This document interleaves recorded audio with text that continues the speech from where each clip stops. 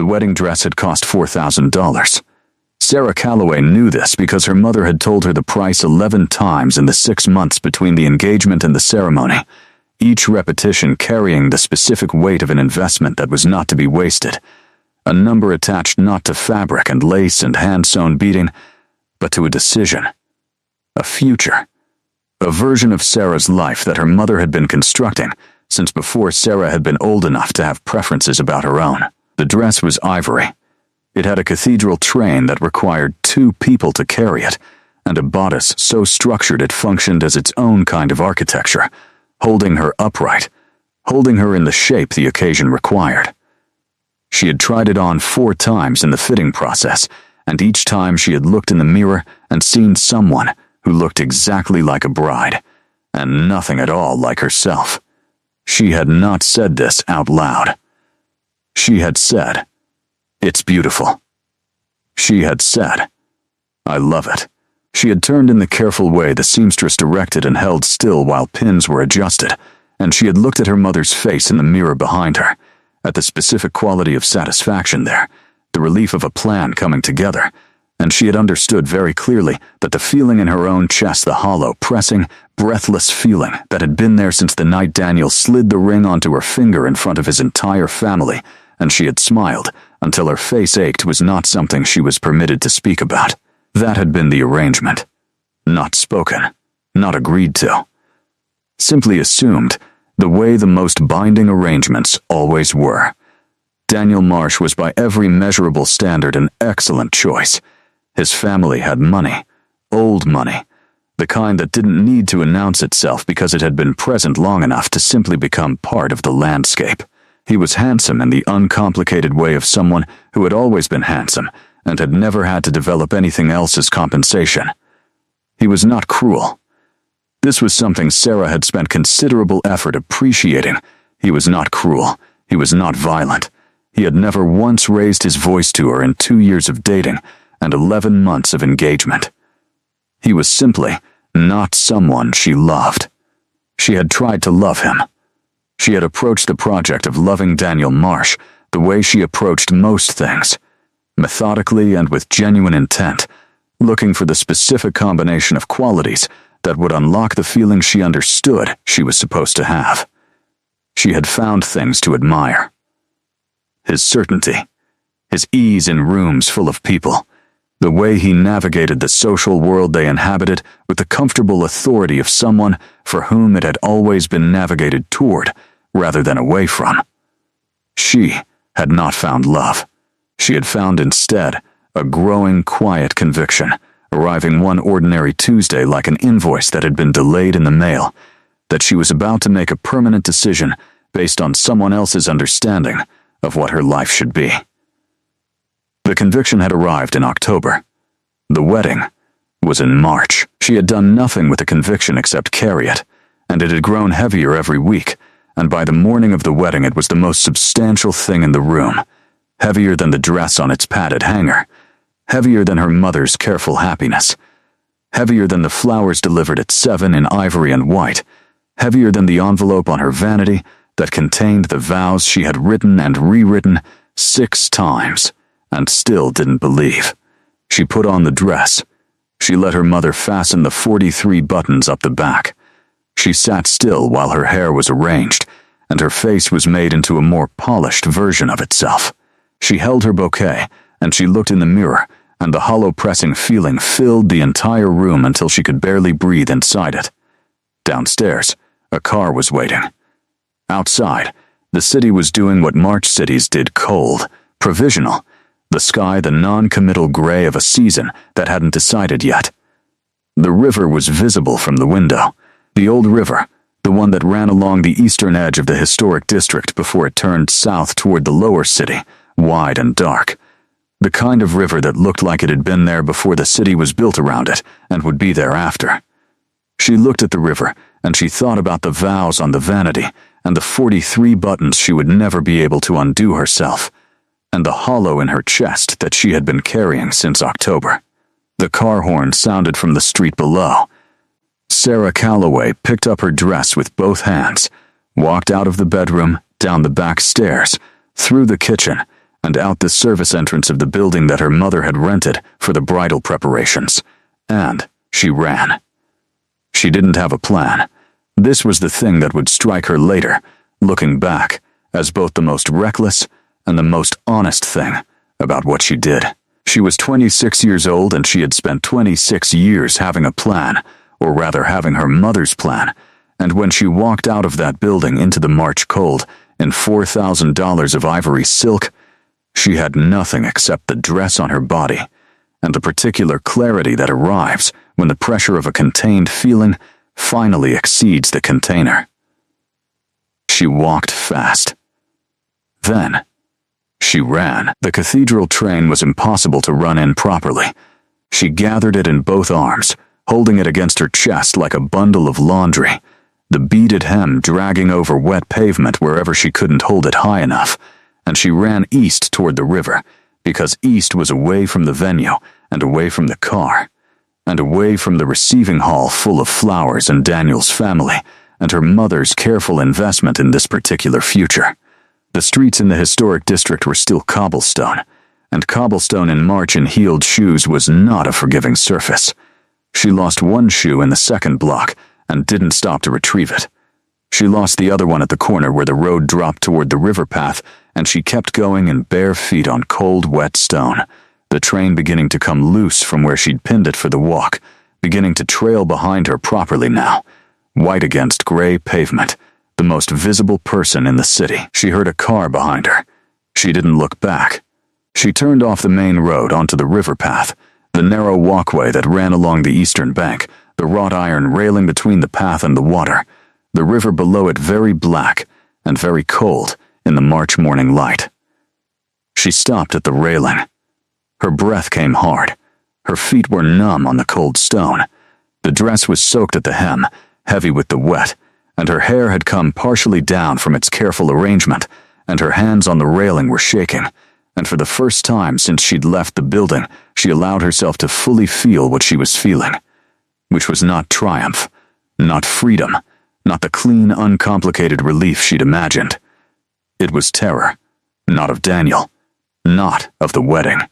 Terror of herself, of what she'd just done, of the fact that she was standing on a river path in a wedding dress, with no shoes and no phone and no plan, and the most significant day of her mother's life was unraveling in real time 4 blocks west of here.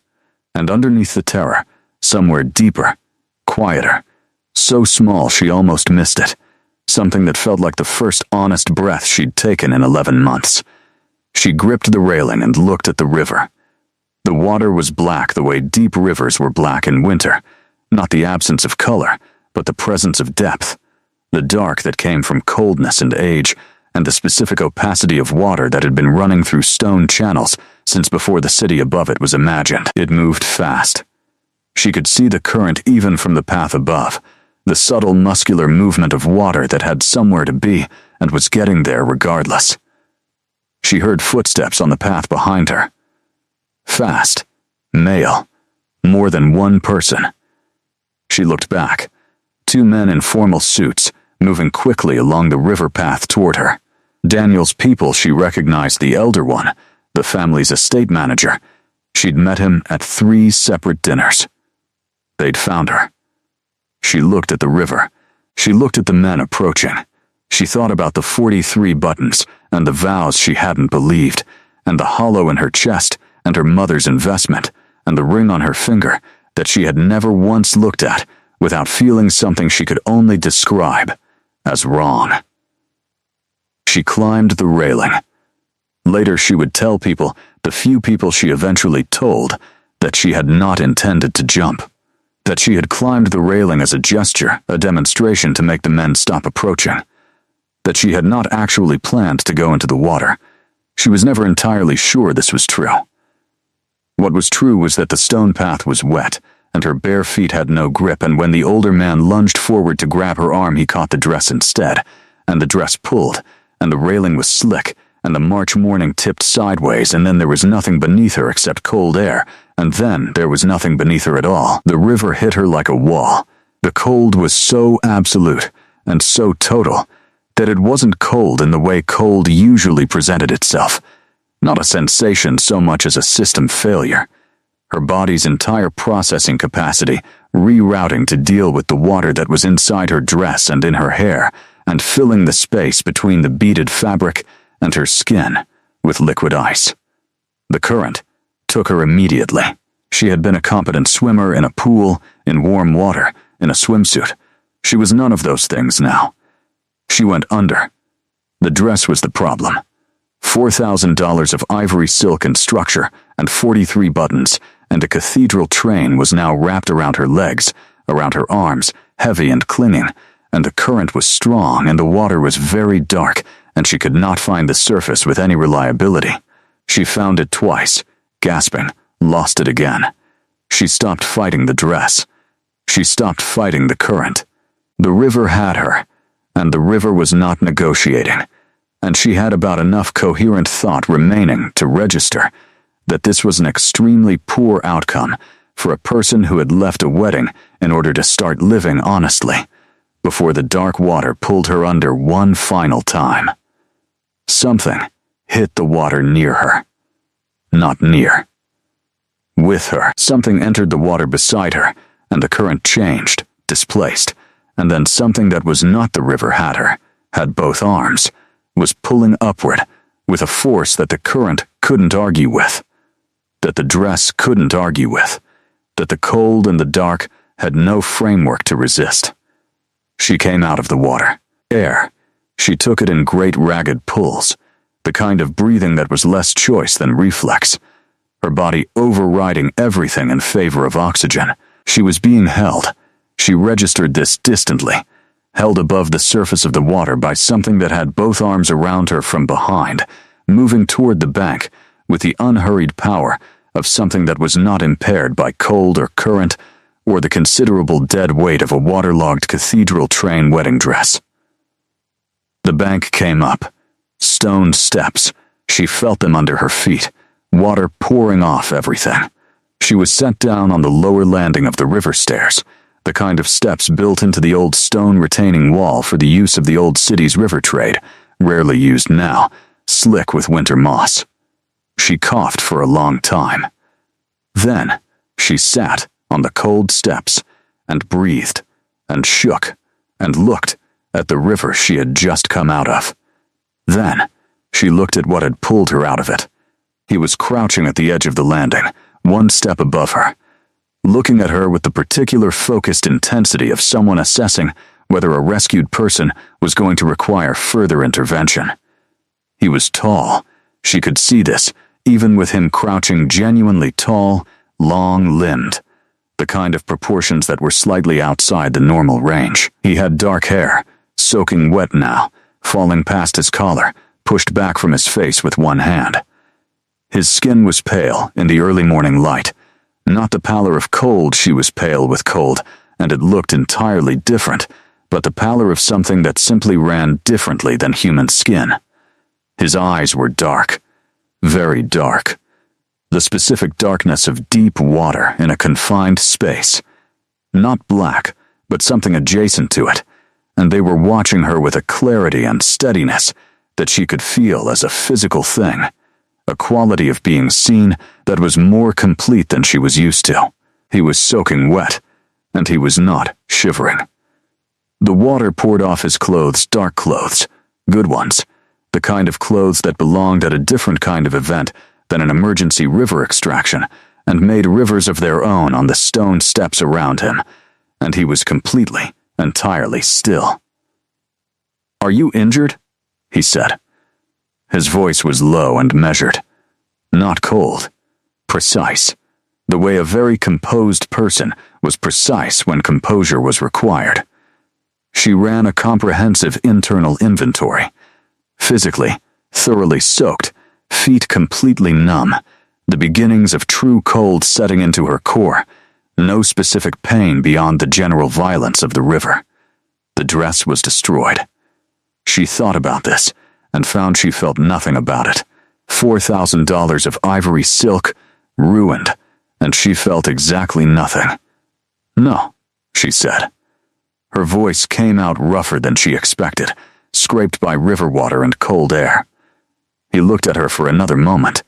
Then, he sat on the step beside her, not touching, but in the way of someone who has decided to be present and is not apologizing for it. He reached inside his jacket somehow. His jacket had retained a dry interior pocket, and produced a folded cloth, offered it to her. She took it. It was small for what she needed, but she pressed it to her face anyway, wiped river water from her eyes. "The men on the path," she said. "Gone," he said simply. "When I went in after you, they left." She looked up at the river path above them. Empty. The wrought iron railing where she'd climbed. The wet stone. No formal suits, no estate manager, no evidence that the last 10 minutes had happened except the state of her and the state of him and the river moving past below them as if it had already forgotten. "You went in after me," she said. "Yes, in those clothes." It seemed like the more pressing concern, he said. She looked at him, at the water still dripping from his hair, at the dark clothes that had gone into the river because she had gone into the river. "Why?" she said. He looked at her directly, not unkindly, not with the specific careful gentleness that people deployed when dealing with someone in crisis, but gentle that was also a kind of distance, a protective layer between the helper and the helped. This was something different, more direct. "Because you were drowning," he said, as if this were sufficient, as if the explanation were its own completion. She looked at the river. She was beginning to shake in earnest now, the cold that had been held back by shock beginning to arrive with full authority. Her teeth pressed together to keep them from chattering and failed. He stood, shrugged off his jacket. It was ruined, completely waterlogged, pulling at his shoulders, but it was warmer than the air, and he held it out to her, and she took it, because she was past having opinions about the propriety of accepting wet jackets from strangers who had just pulled her from rivers. It settled over her shoulders. "I need to get you somewhere warm," he said. "I can't go back," she said. Immediately, without thinking, he looked at her for a moment. There was no judgment in the look, no assessment of the decision she'd made or the method she'd used to make it, or the $4,000 dress that was currently doing its best to anchor her to the stone steps. Just the look of someone processing information and deciding what to do with it. "I know," he said, and she believed him, which was the strangest thing about all of it. She believed him completely, with the specific certainty that bypassed the part of the brain that normally handled certainty, that arrived in the body before the mind had finished processing. She got up, her bare feet on the cold stone, the ruined dress, the wet jacket over her shoulders. "Come," he said. He didn't offer his hand. He simply turned and began up the stone steps, and she followed, and the river path above them was empty, and the city was still barely awake, and somewhere 4 blocks west the receiving hall was full of flowers, and a question no one knew how to answer yet. She did not look back. He took her to a house. Not immediately. There were 3 blocks between the river stairs and wherever they were going, 3 blocks of cobblestone and early morning gray, and Sarah dripping river water and holding her train up with one hand and trying to keep the wet jacket on her shoulders with the other, her bare feet on cold stone again. And she registered none of this as uncomfortable in the way it should have been, because the cold had gone past the point of sensation, and because the part of her that managed normal responses to things was still somewhere back on the river path, still processing. He walked beside her, not ahead, not guiding, beside, at a pace that matched hers exactly, which she noticed because it required calibration, because her pace was uneven, the dress, the cold, the fading adrenaline, and he adjusted to it without appearing to adjust. The house was on the far edge of the historic district. She'd lived in this city her entire life, and she had never walked this particular street. It ran along the northern boundary of the old quarter, set back from the main roads, accessible through an alley she wouldn't have identified as a through route without someone who knew it was one. The houses here were older than the ones on the streets she knew, a different category of old, stone rather than brick, set behind walls rather than simply railings, built with the specific intention of a certain kind of privacy.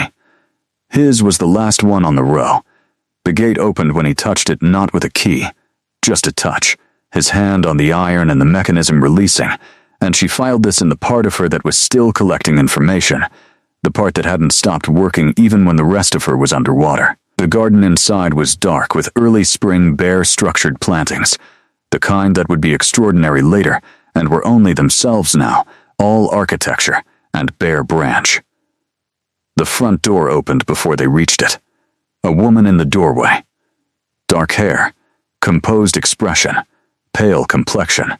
She looked at Sarah with the specific assessment of someone who was accustomed to their employer's unexpected arrivals and had long ago learned to respond practically rather than reactively. She was in the river, he said. No further explanation offered or apparently required. Dry clothes, the woman said. Not a question. Already turning. Fire in the east room. I'll bring tea. The inside of the house was warm. This was the first thing she registered properly actual warmth. The kind that had depth to it. Old stone that had been heated for a long time and had absorbed it into its structure. She stood in the entrance and felt the warmth begin to work on the cold in her core, the shaking intensifying for a moment the way it did when a cold body began to believe warmth was possible. Before settling. The floors were stone with heavy rugs. The walls were dark wood paneling above stone. There was art, not decorative art. The kind that people put in houses because houses required art, but the kind that appeared to have arrived specifically, chosen for specific reasons, each piece placed with intention. A staircase with a stone balustrade. A ceiling that was higher than the exterior of the house seemed to promise. Come, he said. The east room was a sitting room with a fireplace that was already lit. The fire not new, already established and steady, giving off the particular quality of heat that came from a fire that had been burning for a while rather than one hastily started. 2 chairs.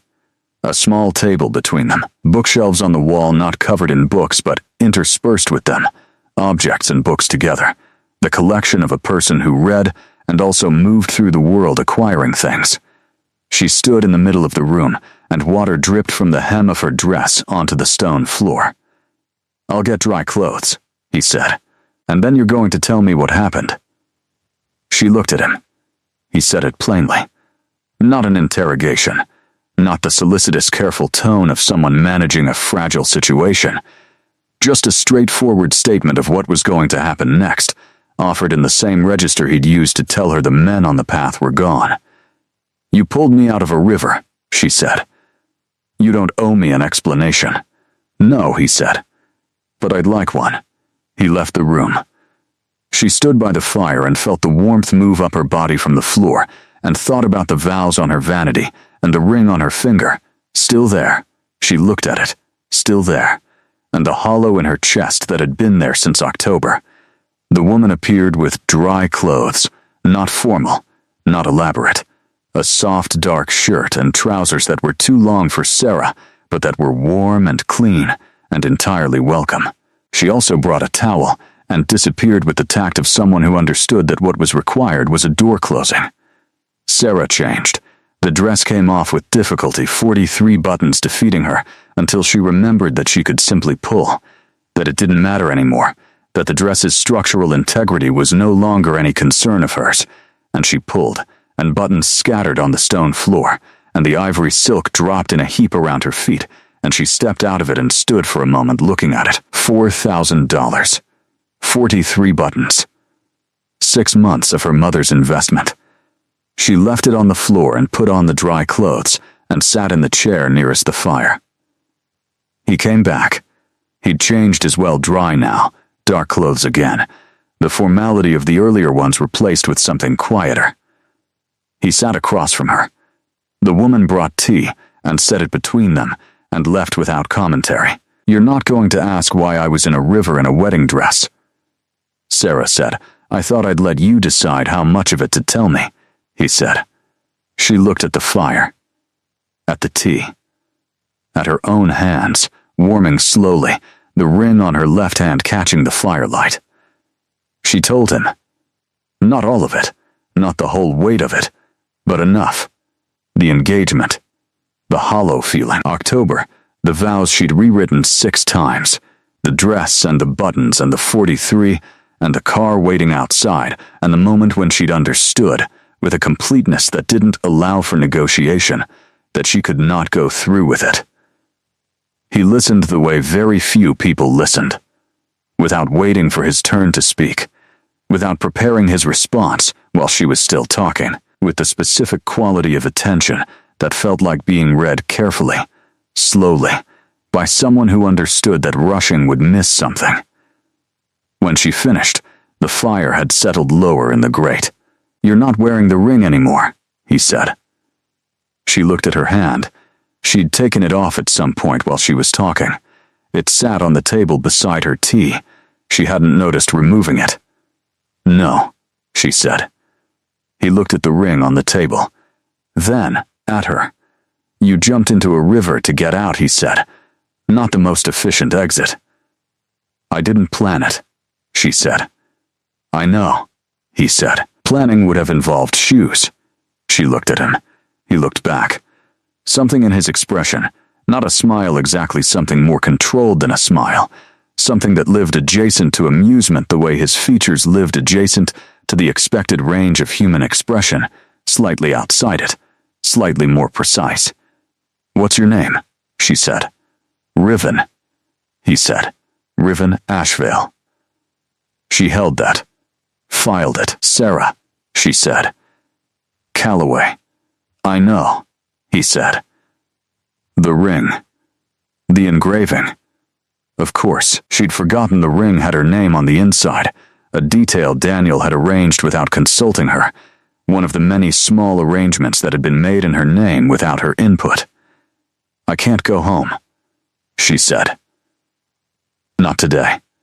"No," he agreed. "You can stay here." She looked at him, at the stillness, at the pale skin, and the dark eyes that had pulled her out of a river without hesitating, and had listened to her without performing listening. At the house that was warm in the way of somewhere that had been warm for a very long time. "You don't know me," she said. "You didn't know me either," he said. "You came inside anyway." She looked at the fire. "Thank you," she said, "for the river, and the clothes, and the listening, and the fire. All of it at once." "You're mine now," he said. Quietly, without elaboration. Not his. The fire made its small sounds. She didn't answer. She picked up her tea. She looked at the ring sitting on the table, and felt nothing, and looked at the fire, and felt something, and sat in the warmth of the oldest house she'd ever been in, and breathed. She slept in a room on the 2nd floor with a window that faced the garden. She hadn't expected to sleep. She'd expected to lie in the dark and process everything: the wedding, the river, the ring on the table downstairs, her phone, which was somewhere in her mother's rented apartment 4 blocks from the venue, and which was almost certainly generating a quantity of missed calls that she was not emotionally equipped to face. She'd expected the adrenaline aftermath to keep her awake, the body's inevitable accounting for the morning's expenditure. She was asleep within minutes of lying down. She slept deeply, in the way that followed significant physical and emotional exhaustion, the kind of sleep that was less rest than shutdown, her body simply removing her from consciousness for the duration required. She dreamed vaguely, and forgot it on waking. When she woke, the light through the window had the quality of late afternoon. She had slept for hours. She lay for a moment looking at the ceiling. Stone, like everything else in this house, with the faint variation of surface that came from age rather than manufacture. Above her, the ceiling was exactly itself, not decorated, not performing, simply present in the way that things built to last were present, without apology, for existing. She thought about what Riven had said. "You're mine now, not his." She should have found this alarming. She had a comprehensive list of reasons why those words, spoken by a stranger whose house she was sleeping in after he'd pulled her from a river, should have been alarming. She ran through the list methodically, as she'd been trained to run through things by years of a life that valued the methodical. She did not find it alarming. She found it, in a way she couldn't entirely account for, the truest thing anyone had said to her in 11 months. Not possessive in the way the words might have sounded from someone else, but declarative in the way a fact was declarative. Something being named that already existed, rather than claimed from outside. She got up, washed her face at the basin in the corner of the room, ran her fingers through her hair, still slightly damp at the ends, the careful arrangement of the morning reduced now to simply her actual hair, which had always looked better like this than it had in the arrangements her mother preferred. She opened the bedroom door and stood in the corridor, listening. The house had a particular quiet. Not empty quiet. She'd spent enough time in empty places to know the acoustic quality of absence, but inhabited quiet. The quiet of a place where someone was present and at rest. She followed the corridor to the staircase and went down. The east room was lit, the fire rebuilt and burning steadily. On the small table between the chairs, a plate of food had been left, covered with a cloth, warm when she uncovered it. Bread and something braised, simple and substantial, the kind of food that said, "We knew you would wake up hungry," rather than "What would you like?" She ate standing by the fire. Halfway through, she became aware that she was not alone. She didn't hear him enter. She simply became aware, the way you became aware of weather changing not a specific moment, but a shift in the quality of the air, a presence announcing itself through the atmosphere rather than through sound. She turned.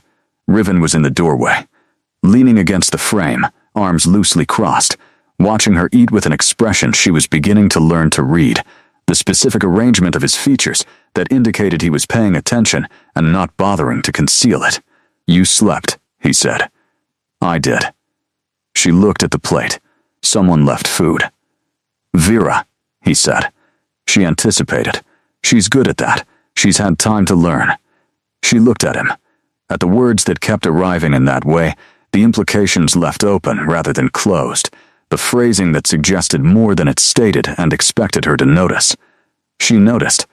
"How long has she worked for you?" she said. "Vera," he said. 22 years. And before her? A pause. Others for a long time. She ate the last of the bread, set the plate down, turned to face him properly. "You're going to have to explain some things," she said. "Yes," he said. "I know. Not tonight," she said. Not because she was afraid of the explanation, but because tonight she was still made of river water and adrenaline and the aftermath of a decision she had made without a plan, and she needed one more night of simple warmth before she was ready for whatever complicated truth lived in this house. "Not tonight," he agreed. She looked at the fire. "My phone is at the apartment. My mother is..." She stopped. Thought about her mother. About the $4,000 dress on the floor of the East Room. About the specific texture of her mother's worry, which was real and genuine and wrapped around a framework of expectation that Sarah had never had the heart to fully dismantle. "Your mother knows you're alive," he said. She looked at him sharply. "I sent someone to make contact. Anonymously. She knows you're safe." He said it with the calm of someone reporting a completed task. "She doesn't know where you are." "You." She stopped. "How did you know to do that?" "Because you were going to lie awake worrying about it," he said simply. "And you needed to sleep." She held that, held the specific quality of it, of being known in that way, of a decision being made on her behalf that was actually on her behalf, rather than on behalf of someone's plan for her. "You made that decision without asking me," she said. Not accusatory. "Exploring, yes," he said. "I can apologize for that if you'd prefer." She thought about it. "No," she said. "You were right about what I needed." He nodded. accepting this without making more of it than it was. "I'm going to need clothes," she said. Tomorrow, mine or she didn't finish that sentence. Her clothes were in her apartment, and her apartment was a conversation she wasn't ready for yet. "Vera can arrange it. I'll pay for them." "Of course," he said, the way someone said of course when they meant it as a recognition rather than an accommodation. Not "you don't need to," but yes, of course. That's the right thing. She looked around the room. At the bookshelves, the objects, the particular density of things collected over time by someone who paid attention to what they acquired. A small stone figure on one shelf that was old enough that she couldn't immediately place its period. A set of maps behind glass on the far wall, cartographic rather than decorative, actual working maps from an era when maps were the primary technology for navigating an uncertain world. "Those maps," she said. He looked at them. Yes, the oldest one. That she moved closer. Looked at the cartouche in the corner, the date notation. That's from the 16th century. Yes, it's in extraordinary condition. "I've kept it carefully," he said. She looked at the map, at the city it depicted, the city she'd grown up in, rendered in an earlier version of itself, the river in a slightly different course. The historic district not yet built, the land above the old river bend still open. She looked at the detail, the hand-drawn quality, the particular richness of the ink. "You have a lot of old things," she said. "Yes," he said. "Very old." "Yes," she turned from the map. Looked at him directly. "Tomorrow," she said. "You explain." He held her gaze. "Tomorrow," he agreed.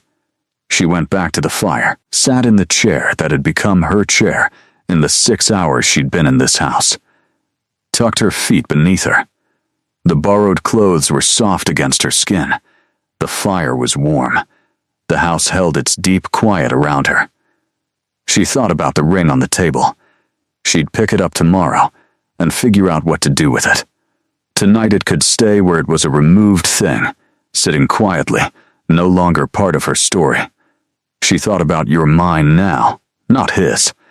She thought about the particular steadiness of a person who went into a cold river in good clothes without hesitating, and who thought to send someone to tell her mother she was alive before she woke up. She thought about tomorrow. Tomorrow arrived in the form of rain. She woke to the sound of it against the window glass, a steady March rain with the ambition of something trying to complete what the season had left unfinished, washing the last of winter from the stone streets. She lay in the bed and listened to it, and felt, with some surprise, that she was not dreading the day. She found Riven in a room she hadn't seen yet, at the back of the house, a room that was part library and part something else, a working space, papers on a large desk and more maps on the walls and a window that looked into the rain-gray garden. He was reading, one leg crossed over the other, entirely still in the way she was beginning to expect, the specific quality of stillness that she was accumulating observations about and not yet ready to draw conclusions from. He looked up when she came in. "Tea," he said. It was on the small table beside the other chair. She sat and poured and picked up the cup and looked at him over the rim of it. "Tell me," she said. He set his book down.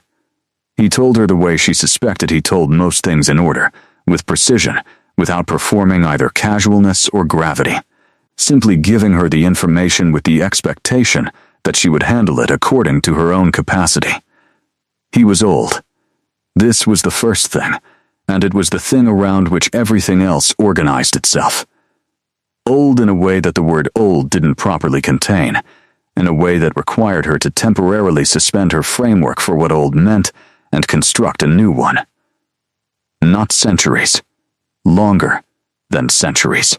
He said the number plainly, without drama, and she sat with it for a moment, the way you sat with very large numbers in mathematics, letting the scale register properly before proceeding. He was not human. Or not only human, or not human in the current sense. He had been human, once, in the way that a river had once been rain. The origin was real, but the current form was something else. something shaped by what it had moved through. The word he used was the obvious one. The word that came with a great deal of cultural furniture she was going to have to sort through for what was accurate and what was accumulated mythology. She sat with that too. The cold in the river, she said. It didn't affect you. No. The men on the path left when you went in after me. They recognized what I was, he said. Or sensed it. People often do, even without understanding what they're sensing. You sent someone to my mother without sending a person. You did it yourself, without leaving this house. He looked at her with the quality of attention she was learning to read as respect. Yes, he said. Correct, she thought about the maps on the wall. The 16th century map. I drew it, he said. She set down her cup, looked at the map on the wall, then at him. You drew it, she said. I was navigating unfamiliar territory at the time, he said.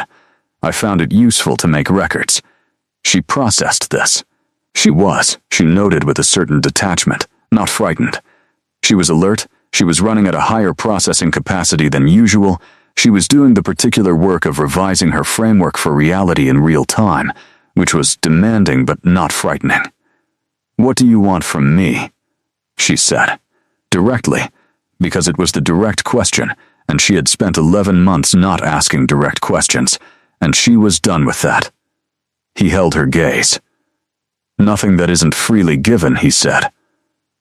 That's not a careful answer. It's the accurate one. Then why am I here? Because you were drowning, he said. And because, he paused, chose words with the deliberateness she was starting to recognize as habitual, as the practice of someone who had learned that words said to people who mattered had consequence, and deserved to be chosen accordingly. Because you were drowning, and when I pulled you out and you looked at me, you were not afraid. And that, another pause. That hasn't happened in a very long time. She held that, thought about what she'd felt on the river steps, looking at him. The assessment she'd done, the inventory, the not frightened that had been there and that she'd noted and filed. I'm practical by nature, she said. I was cold, and you were warm, and you didn't look threatening. I'm aware it may have been circumstantial, he said, and something in how he said it, the quality of it, the slight exposure beneath the precision told her it wasn't entirely circumstantial, and he knew it. What did you mean last night? She said. What you said. You're mine now. He was quiet. It sounded like a declaration, she said, not a threat. A statement of something you believed was already true. Yes, he said. Based on a few hours, he agreed. And on certain things that I have learned to pay attention to, over a very long time, about the way people enter a room and look at maps and eat their dinner standing by a fire. He looked at her steadily. I'm not asking you to accept it. I'm explaining what I meant. She looked at the rain against the window. I just left a wedding, she said. I left a 2-year relationship. I have a great deal of things to figure out. Practical things, real-world things. My mother and my apartment, and what I do with a ring that has my name engraved inside it. She looked at him. I'm not in a position to make any kind of declaration back. I know, he said. But I'm not leaving today, she said. He looked at her. I'm practical, she said again. I have no phone and no shoes and clothes that belong to someone in your household, and there's rain. Leaving today would be impractical. Yes, he said, in the tone of someone who understood that practical was the framework she was using to describe something that wasn't entirely practical. So I'll stay another day, she said, and you'll tell me more. About what this is. About what you are. About what you meant. Yes, he said, and you won't make any further declarations until I have better context.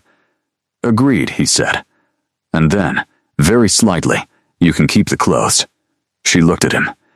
The not quite smile, the precision of it, the specific quality of humor that lived in the neighboring house to amusement and occasionally looked out the window.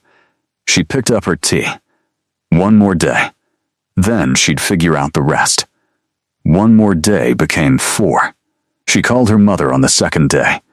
Riven found her a phone without being asked, a small device, clean and charged, set beside her morning tea with no commentary, and she picked it up and stared at it for 20 minutes before she dialed.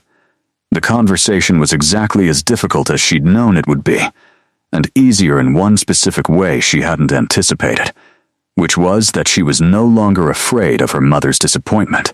She had been afraid of it for so long, through so many small daily accommodations and silences and agreements, that she had forgotten it was a learned response rather than a necessary one. She had jumped into a river.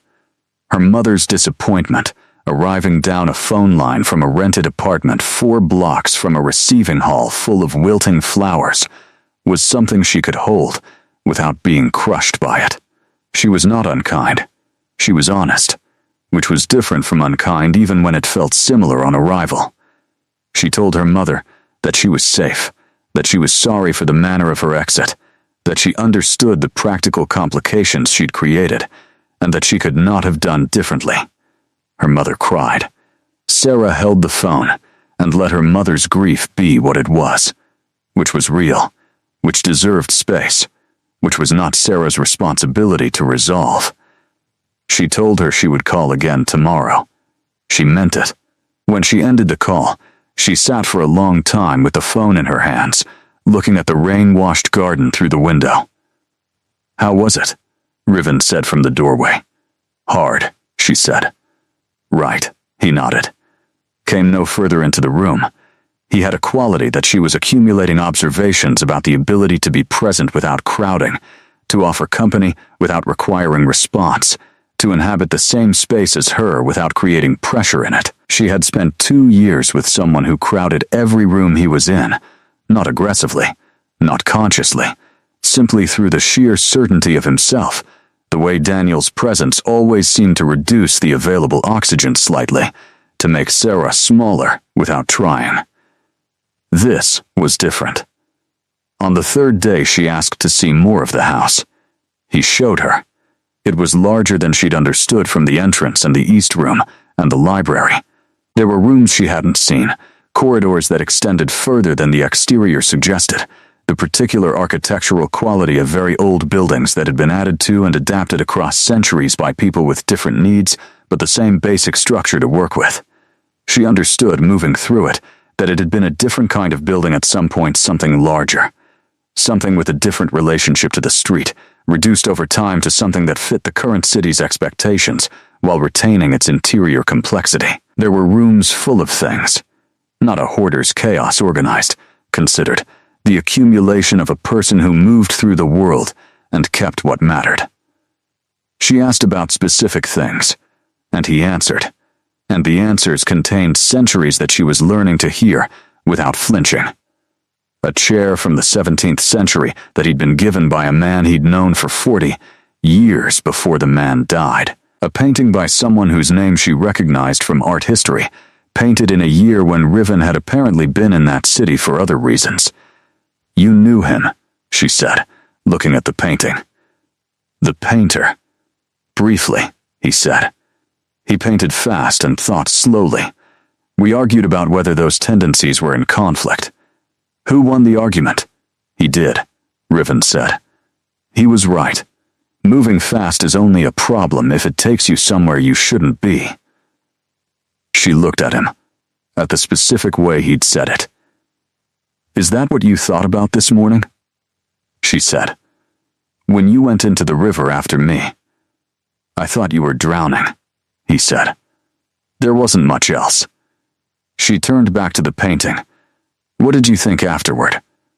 "When you'd pulled me out and I wasn't afraid of you." He was quiet for a long moment.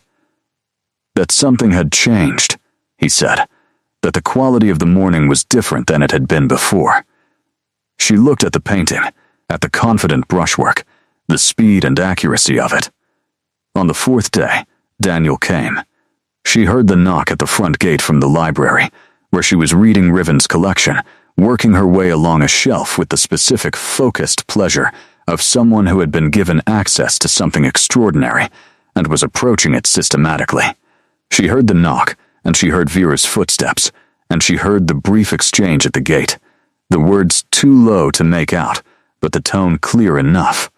She came down to the entrance hall. Daniel was outside the gate. She could see him through the iron bars from the entrance, his coat, his bearing, his particular quality of certainty.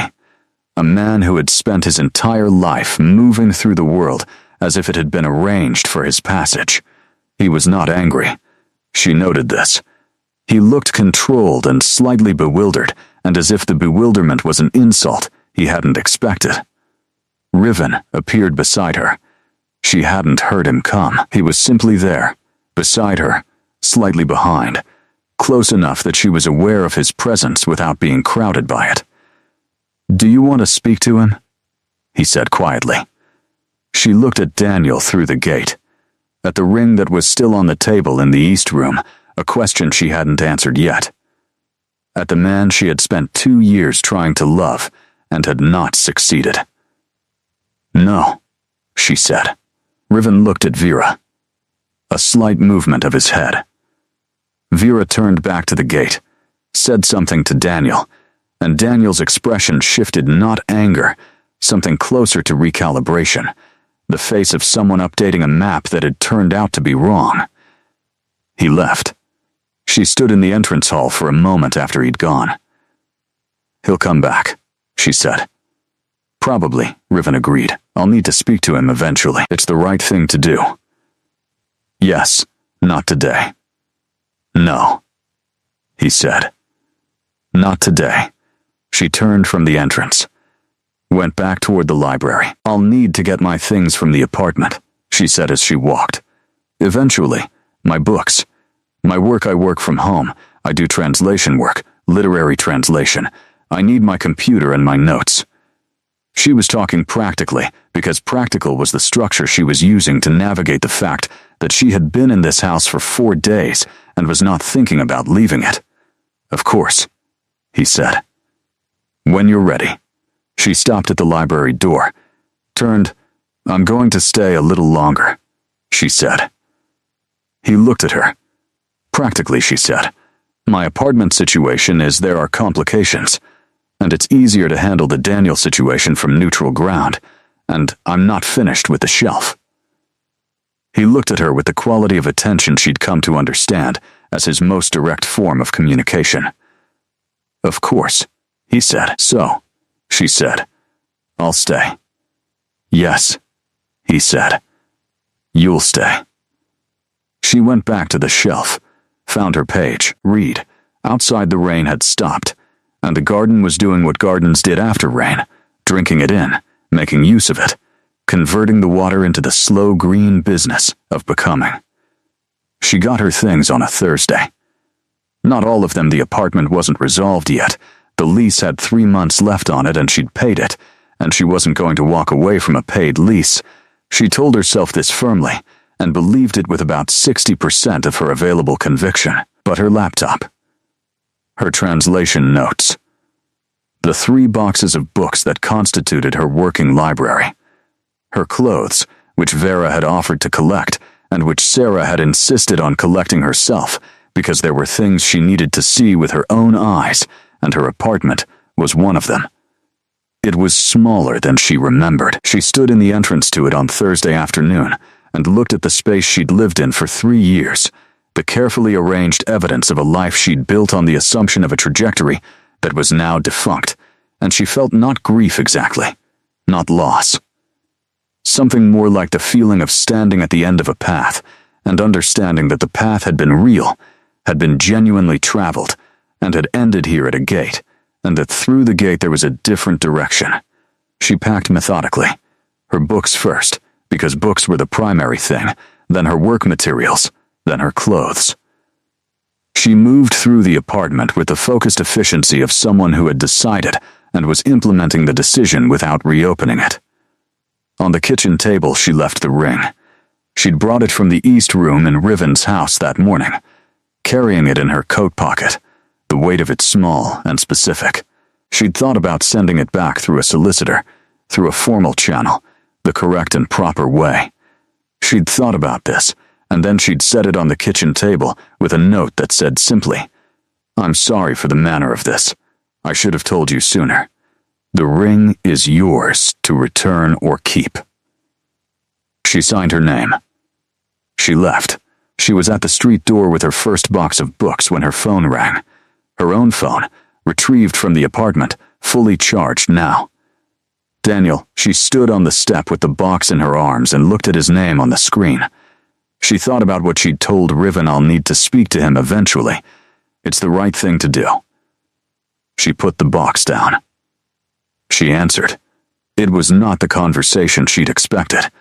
She had expected anger, or the controlled performance of injury, or the particular quality of Daniel's certainty deployed against her. The way he'd always been most certain in the moments when she'd most needed space to be uncertain. She had prepared for that conversation. He was quiet instead. He asked if she was all right. The question was genuine. She could hear this, the sincerity underneath the hurt. He asked if there was someone. She thought about how to answer this. "I don't know yet," she said, which was honest, and he deserved honesty. He was quiet for a moment. Then, "Were you happy? Before? With me?"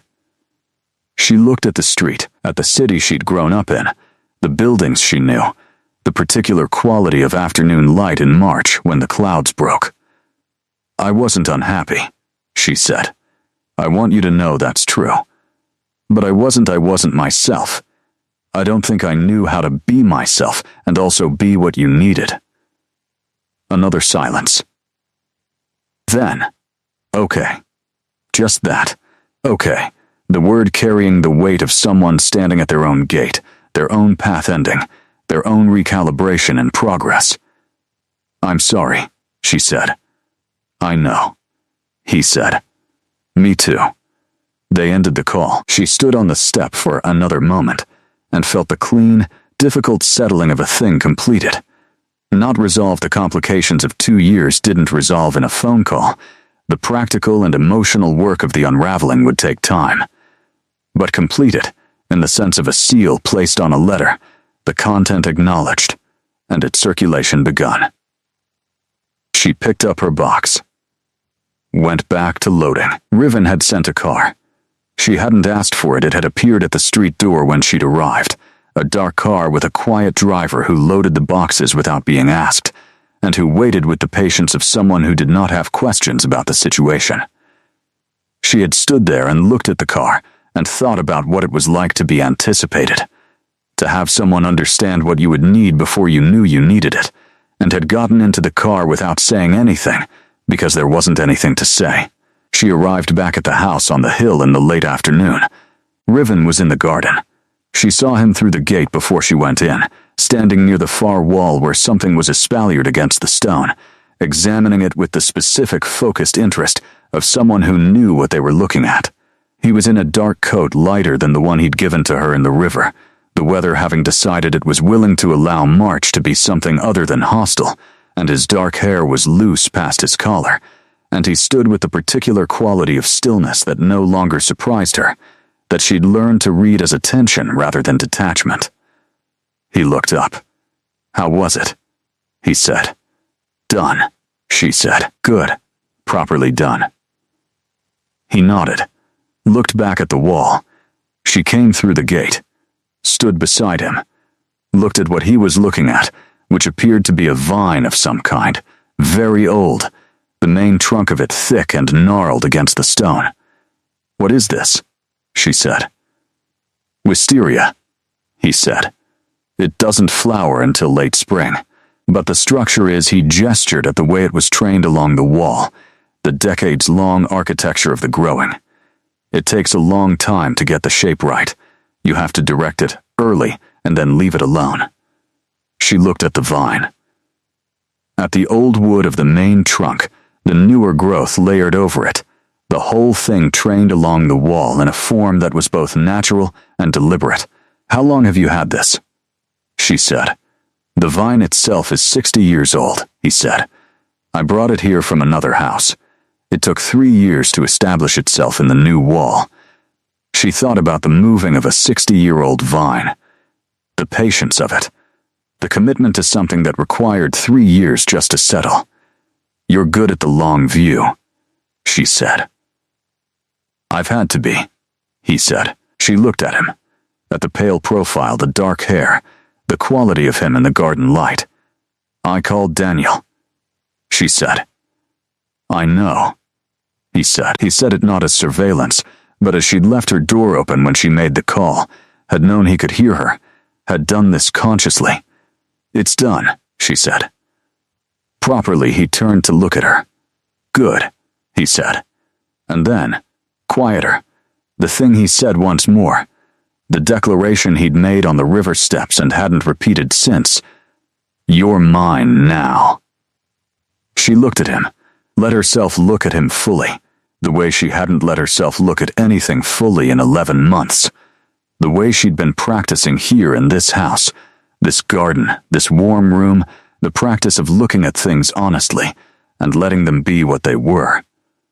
I'm starting to think that might be true, she said.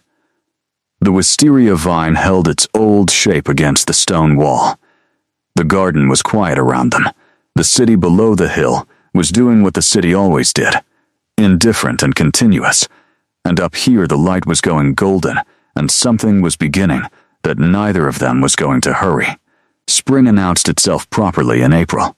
She noticed at first in the garden the wisteria beginning to push its first leaves, the espaliered roses showing color at the tips, the kitchen garden section beginning to suggest what it would be in another month. She'd started keeping a record of it, the garden's progression, not formally, just in the notebook she'd always kept beside her translation work, the running document of her thoughts that had been part of her since university. She wrote about the wisteria and the roses and the particular quality of April light on old stone, and she thought but did not write about the man who had planted all of it, and who came to stand beside her in the garden on mornings when her translation work was finished and said, when she asked what something was, not just its name but its history, where it had come from, when it had been planted, what season it had first flowered. She was translating a novel. This was the work she'd been doing before the wedding, before the river, and it had resumed naturally, filling the mornings with the particular focused pleasure of moving between two languages, finding the exact equivalent that carried not just meaning, but texture, the undertone, the specific weight of a word in its original that was not quite the same as any single word in the target language, but could be approximated by the right combination. She worked at a desk in the room Riven had cleared for her on the second floor, her own books on the shelves, her own lamp on the desk, the window facing the garden. The room had been other things before her. She understood this, the quality of a room that had been used thoughtfully across time, and she had made it hers without erasing what it had been, which felt right, which felt consistent with the sensibility of the house. She had dinner with Marin in the 3rd week of April. Riven had mentioned Marin as someone she would eventually need to meet, an old member of his world, older than him, the kind of person whose position required a social architecture that he navigated with the care of someone who understood that architecture was load-bearing. He'd explained the politics carefully, in the same way he explained everything, with precision and without making it feel like a test. There were those who opposed the presence of humans in the old world. There were those who were indifferent. And there were those, fewer than he would prefer, who had long held that the separation was a mistake, that the two worlds had always been more entangled than either pretended. Marin was in the 3rd category, and had been for 4 centuries. She was small and white-haired, and looked at Sarah across the dinner table with pale eyes that had been looking at things for a very long time, and had become expert at determining which things were worth looking at. He found you in a river, Marin said. Not a question. I found myself in a river, Sarah said. He found me after. Marin looked at her. That distinction matters to you. Yes, Sarah said. I went in of my own volition. The circumstances were improvised, but the choice was mine. A silence. Then, with the quality of someone setting down a verdict, good. Passivity is dangerous in this world. It attracts the wrong kind of attention. Whose attention? Sarah said. Marin told her. The same information Riven had given her from a different angle, with an older perspective. The families who opposed. The history of what opposition had looked like across the centuries. The ways in which the old world had applied pressure to the human connections that complicated its politics. She told it plainly, without drama, the way old people told difficult histories when they'd had enough time to see the pattern clearly. "You're not frightened," Marin said, when she'd finished. "No," Sarah said. "Why not?" Sarah thought about it. "Because I left a life that was theoretically safe and practically suffocating," she said. "The threats here are at least honest about being threats." Marin looked at her for a long moment, looked at Riven, who was at the other end of the table conducting a careful parallel conversation with two others, looked back at Sarah. "She'll do," she said. Sarah understood this was the highest available rating. "On the way home, in the car," Riven said, "Marin approves of you." She said, "I'll do," Sarah said. "I'm choosing to interpret that generously. It should be interpreted generously," he said. "I have known Marin for 200 years. She has approved of 3 people." Sarah looked at the city through the window. "Am I the third?" she said. Yes, she thought about that. About being third in a list of 3 across 2 centuries. About what had qualified the others, and what apparently qualified her, and what it said about Marin's criteria, and about Riven's history, with all 3. The others, she said. Were they like me? Humans who came in from outside? One was, he said. One was born into the world. Different circumstances, different era. What happened to them? He was quiet for a moment. They both died, he said, as humans do. The old grief quality, present as always, absorbed and carried. Marin approves of people she thinks are worth what it will cost him when they're gone. Sarah looked at the city, at the streets going past, familiar and rearranged, seen through the lens of the last 5 weeks. That's a long view, she said. Marin has an extraordinarily long view, he said. And you? She said. Is that how you think about it? He looked at her. In the low light of the car, the dark eyes very direct. I've learned not to calculate the cost before it arrives, he said. I spent a long time doing that. It doesn't help. It only takes you away from what you have, while you have it. She looked at him for a long moment. Good, she said. He held her gaze. Good, he agreed. The opposition made itself known in May. She came home from a meeting with her publisher. The translation was done, delivered the week before, and her publisher wanted to discuss the next project to find Riven in the library, with 2 people she hadn't met, both of them carrying the quality of the old world, the stillness, the particular quality of being very present for a very long time. The meeting broke up as she came in. The 2 visitors left with the smooth, unhurried departure of people who had said what they came to say and were neither satisfied nor alarmed by the result. Riven stood by the window. Tell me, she said.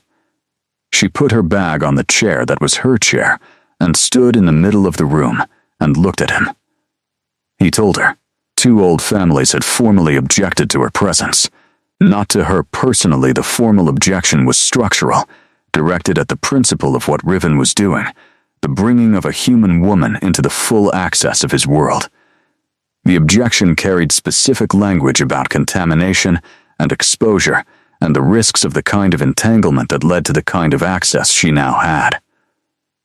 What kind of access do I have? She said. Everything, he said simply. My house, my history, my world. They know the extent of it, because I haven't concealed it. Should you have concealed it? No, he said. Concealment would have been possible, but wrong. And temporary, eventually concealment fails, and the exposure is worse. She looked at the window. The May garden beyond it, full green now, the wisteria just beginning to open. "What do they want?"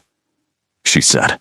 "Specifically, a formal review of my arrangements," he said, "which means a gathering of the old families to assess whether my choices represent a risk to the broader community." "When?" "Next month." She thought about this, about Marin's dinner and the history she'd laid out, the previous oppositions, what they had looked like, about the teacher, about whom Riven had told her with the quiet weight of an old mistake, about what careful meant, in his context, and what she could do to be part of careful rather than the reason it failed. "I want to be there," she said. "At the review." He looked at her. "I'm the reason for it," she said. "My presence is the question under discussion. I should be part of the answer.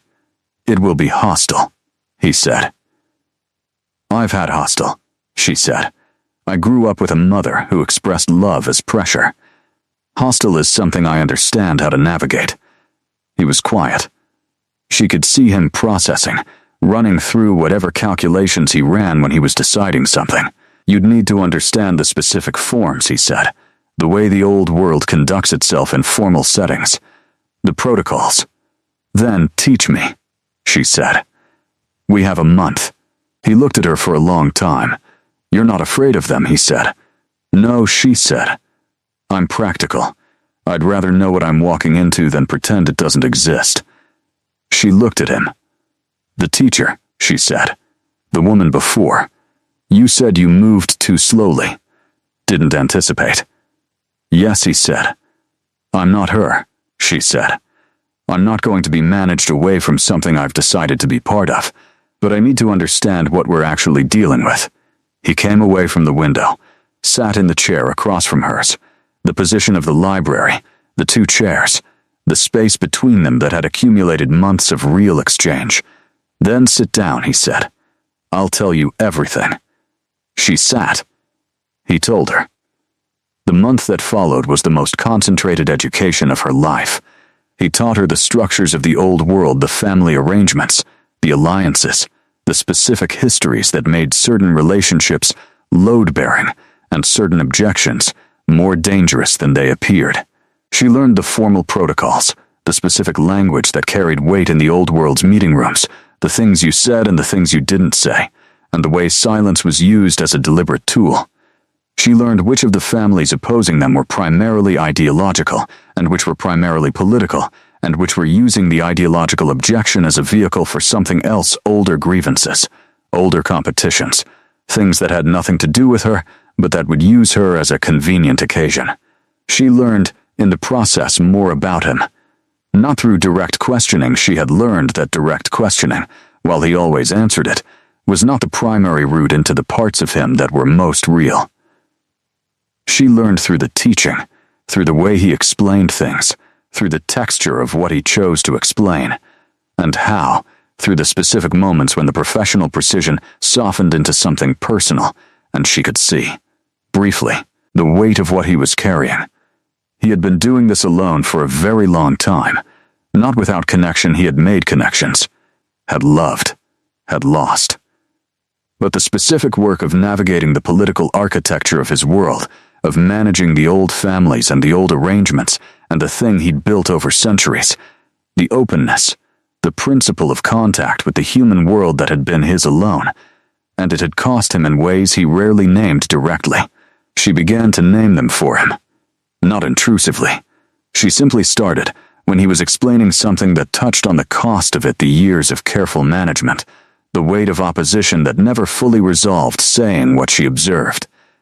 That it was a lot to carry alone, that maintaining a principle across centuries, in the face of people who had been opposing it since before her great-great-grandmother was born, required something she didn't have a simple word for, that she was here now, and that here now was not nothing. He would go quiet when she said these things. Not uncomfortable quiet, the quiet of someone receiving something they'd needed and weren't accustomed to receiving.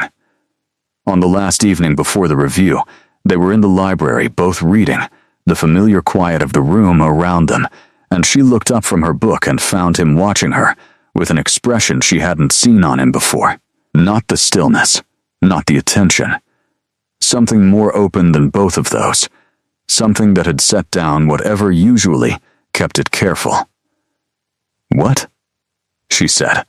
"I've been thinking about what you said," he said, "when you came back from your mother's that first time, that you needed to figure out how to be yourself and also be what someone needed." She held very still. "You don't do that here," he said. "You don't reduce yourself. I want you to know, I've noticed." She looked at him, at the open expression, at the man who had been pulling things out of rivers and keeping them carefully, and naming them honestly for longer than she could properly imagine. "I know," she said. "That's why I stayed." The library was warm. Outside, the garden held its May abundance in the evening light, everything at the peak of its particular season, full and present. The review was held in a house so old it made Rivens look recent. She had expected to be nervous, and she was, in the practical way of someone walking into a situation with incomplete information and high stakes, the anxiety of the threshold rather than the anxiety of fear. She was dressed simply. Riven had not told her to dress simply, but she understood instinctively that simplicity was the right register, that anything that read as performance would work against her, that the thing most likely to be useful in this room was exactly herself, unreduced. He had said this, in almost those words, on the way there. "Be exactly what you are," he'd said. "What you always are." The room held 32 people. She'd learned their names, their histories, their specific positions in the architecture of what was being decided. She sat beside Riven at one end of a long table, and she looked at the faces looking back at her, and she did not perform calm. She was calm, and she let it be visible without emphasizing it. The review took 3 hours. She was asked questions, some hostile, some genuinely curious, some designed to reveal something about her that she couldn't anticipate, the old world's version of an examination. She answered honestly, precisely, without hedging, and without performance. When a question was designed to make her position seem naive, she said that she understood the concern, and then said why she disagreed with the framing. When a question was hostile, she held the person's gaze and answered it anyway. The woman who led the opposition was named Callista. She was old enough that her age was no longer something that could be gestured at with numbers, and she had been opposing the principle of human contact with the old world since before there was a formal position to oppose. She asked Sarah, at the 2-hour mark, what she thought she offered that was worth the risk she represented. The room was quiet. Sarah looked at Callista, at the pale old eyes, the certainty in them, the genuine belief behind the opposition that was also, she could see this, a form of protection, a framework built over centuries to keep something safe from the attrition of contact with a world that would not take care of it. "I'm a translator," Sarah said. "My work is to find the equivalent, not the literal word, but the accurate word, the one that carries what the original carried into a language that doesn't have a direct equivalent. I've spent my career on the idea that two things can be genuinely different from each other and genuinely in conversation without one consuming the other." She paused. "That's not a naive position about what I am to this world. It's a description of what I think the work is." "Silence, Marin. From 3 seats down. She'll do." The review ended without resolution. That was not how these things worked, Riven had explained. They concluded, and then the conclusions were considered, and then positions shifted, or they didn't, gradually, through the weight of time, and accumulated reality. But something had shifted in the room across those 3 hours. She could feel it, a slight change in the quality of attention from the faces that had started as hostile. Not won over, but considering. In the car afterward, Riven was quiet for a long time. Then he said, "You were extraordinary in there." "I was exactly what I am," she said. "Yes," he said. That's what was extraordinary. She looked at the city outside, at the streets running past. "Callista," she said. "She's not wrong about the risk." "No," he said. "She's not wrong about what it is. She's wrong about whether it's worth it. How do you know it's worth it? He looked at her, in the low light. Because every morning for the last 2 months, he said, I've known you were in the house, that you were going to come downstairs and make tea and sit in the library and argue with me about something in what you were translating, and walk in the garden and ask what things are. He paused. I've been in this world for a very long time. I know the difference between a long time with weight in it and a long time without. The last 2 months have had weight. She held that, held the specific quality of it, of being told plainly what you meant to someone, without decoration or self-protection, the way only people who had been honest for a very long time could be honest. I'm not going anywhere, she said. I know, he said. The opposition won't change that.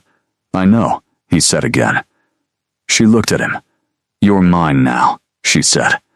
She said it the way he had said it, on the river steps, 2 months ago, as a statement of something already true, something being named rather than claimed. Not theirs, not the old arrangements, not the families who want you to be only what you've always been. She held his gaze. Mine. He was very still. Then, yes, he said. Simply and completely. The city moved past the windows. They were almost home. She thought about the river, about the cold and the dark, and the weight of the dress pulling her down, and the thing that had pulled her up, about the steps, and the borrowed jacket, and the declaration that had arrived before she was ready for it, and that had somehow been exactly right anyway, about the 4 days that had become a week, and the week that had become 2 months, and the 2 months that had the particular quality of weight, and presence, and honest exchange that she had not found in 2 years of engagement, and had not expected to find in a house on a cobblestone hill, with a man who drew 16th century maps and kept 60-year-old vines, and went into cold rivers in good clothes without hesitating, about what it meant to be found rather than chosen. To stumble into something real rather than be guided towards something convenient. She had jumped into a river to escape a life that didn't fit. She had landed in this one. The wisteria flowered in the 3rd week of May. She came down to the garden on a Tuesday morning with her tea and her notebook, the way she came every morning when the work was going well, and she needed the transition between sleep and language, and she stopped on the path because the wall was no longer the bare structured thing it had been for months. It was covered, completely, in cascades of pale purple, thousands of small flowers hanging in dense clusters from every branch of the trained old vine, the scent arriving before she'd fully registered what she was seeing, a rich, sweet, specific scent that was not like anything else. She stood and looked at it for a long time. Then she wrote in her notebook, it took 3 years to establish itself in the new wall. Then, it became itself completely. She had been working on a new translation for 3 weeks, a different kind of novel than the last one, older, more structurally complex. A text that had been translated before but not, she felt strongly, translated well. Not translated with sufficient attention to what the original was doing, with time, with duration, with the particular texture of a first-person narrator who was describing their own life from a distance of many years. She had been more interested in this project than in any translation she'd taken on in years, and she understood why, which was that the problem it was presenting her with was the problem she had been living with since March. How to render faithfully in the present tense an experience that could only be understood looking backward. Riven found her at the wall. She heard him come through the garden, the particular quality of his footsteps she'd learned months ago, and she didn't turn from the wisteria. It flowered, she said. Yes, he said. He came to stand beside her. It does this every May, for about 3 weeks.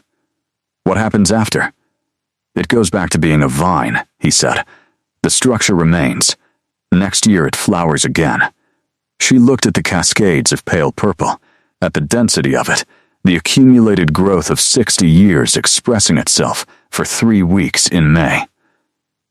I've been thinking about the formal arrangement, she said. He was still beside her. Moran told me about it, she said. The night she came for dinner. Not as a suggestion, as information. She explained what it was and what it meant. Yes, he said. He said it carefully. The way he said things when he was managing something he cared about. She said you hadn't offered it, Sarah said. That you were waiting. Yes, he said. Why? Because it should be your idea, he said, or at minimum your choice, made with full information, without any pressure from me. She looked at the wisteria.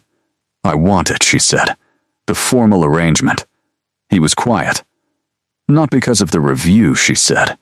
Not because of Callista, or the opposition, or the political usefulness of it, though I understand those dimensions, and they're not irrelevant. She turned to look at him, because I've been in your house for 2 months, and I've learned how you think, and what you keep, and why you keep it, and what you've been doing alone for a very long time. And I want to be part of this properly. Not a visitor, not a managed access. I want to stand in it with you. He looked at her. The dark eyes. The quality of being looked at completely. You understand what it means, he said. The asymmetry. The duration. You told me in October, she said. Well, April. You told me in April, and I thought about it, and I told you I wasn't afraid of it. You could have more time, he said. There's no urgency. There's never urgency for you, she said, not unkindly. You have all the time. I'm the one with the limited window. She paused. I don't want to spend more of it arriving at something I've already arrived at. He was still for a long moment. The wisteria moved slightly in a May morning breeze, the pale purple cascades shifting, the scent of it moving around them. Then yes, he said. When you want. How you want. She turned back to the wisteria. They stood together in the morning garden. The old vine in its 3 weeks of full expression. The city below the hill going about its ordinary business. The house behind them warm and full, and itself. You're mine, she said again. She had started saying it the way she meant it, clearly, without qualification, the translation she'd been working toward since the river steps, the exact equivalent, in plain words, of what she understood to be true. Yes, he said. Always yes, simply, completely, the word given without reservation. And you're mine. The wisteria held its flowers in the late morning light. In 3 weeks it would go back to being a vine, the structure remaining, the roots deep in the old wall, waiting for the year to turn again and bring it back to this. She thought about the notebook entry, and about translation, and about the problem of rendering faithfully in the present tense an experience that could only be understood looking backward. She understood now that she would be understanding this for a very long time, that she would stand in this garden in other Mays and look at this vine and know that she had stood here in this one, at the beginning of it, before she understood what the structure was, when she was still only seeing the flowers. She took his hand. He looked at it, her hand in her warm skin against his cool, and then he looked at her, and the open expression was there, the one she'd first seen in the library the night before the review, the one that had set down whatever kept it careful. She held his hand in the wisteria-scented morning and thought about the river, the cold and the dark, and the weight of everything pulling her down, and the thing that had pulled her up and said, "You're mine now, not his." She had not known then what that meant. She knew now that it had been true before either of them had words for it, that the river had simply been the moment when the true thing became visible, the way the wisteria's flowers made visible the 60 years of root and structure that had always been there beneath. She was mine now, she thought, and I am his. And the morning was warm, and the garden was full, and the house on the hill was real and waiting, and everything that came next was going to be worth it. All of it. Every single year.